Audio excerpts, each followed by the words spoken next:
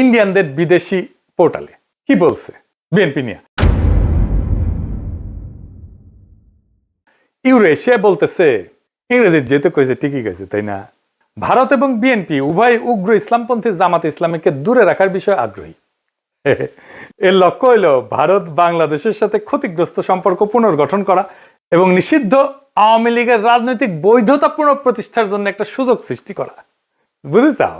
মানে আওয়ামী লীগকে আবার ফিরে আনার সুযোগ সৃষ্টি করার জন্য বিএনপির সাথে কাজ করবে ইন্ডিয়া। এবার দিকে আন্তর্জাতিক সংস্থার রিপোর্ট, ইন্টারন্যাশনাল ক্রাইসিস গ্রুপ, এটা একটা স্বাধীন অলাভজনক প্রতিষ্ঠান, আন্তর্জাতিক সংস্থা বলে বলা হয় আর কি। এটা নিরাপত্তা বিশ্লেষণ করে, রাজনৈতিক অস্থিতিশীলতা নিয়ে রিপোর্ট ছাপে, বিশ্বজুড়ে সংঘাত এটা নিয়ে রিপোর্ট ছাপে। তারা গবেষণাও করে, মাঠ পর্যায়ের তথ্য, কূটনৈতিক নেটওয়ার্ক, বিভিন্ন দেশের রাজনৈতিক পরিস্থিতি নিয়ে রিপোর্ট প্রকাশ করে।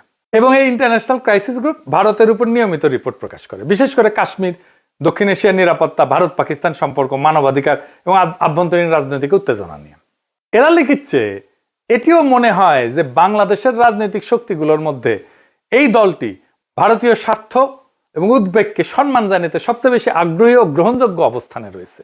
অতীতে দলটিকে প্রায় ভারত বিরোধী হিসেবে দেখা হইলেও সাম্প্রতিক সময়ে তারা নিজেদের অবস্থান সংযত করার উদ্যোগ নিছে, জামাতে ইসলামের সঙ্গে দূরত্ব সৃষ্টি করছে এবং আওয়ামী লীগ যে ধর্মনিরপেক্ষ রাজনৈতিক পরিসরটি আগে দখলে রেখেছিল তার একটি অংশ দখলের দিকে অগ্রসর হয়েছে। বুঝছাও?